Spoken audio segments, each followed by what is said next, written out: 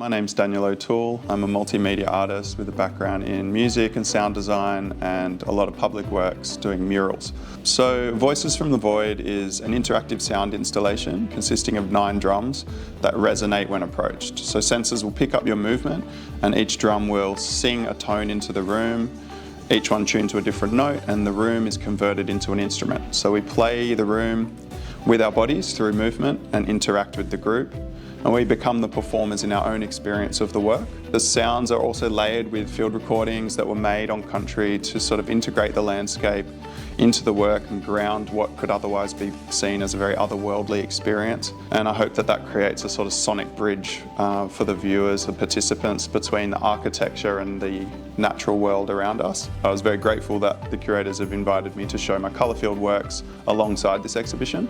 So this will actually be a more cohesive sort of look at my practice, encompassing both the visual works that I make and the sound experiments. This work is all about real experiences and interaction, and I hope that people have fun and feel enlivened by those experiences and inspired by nature and our connection to light and to sound, because that's sort of what the work's about.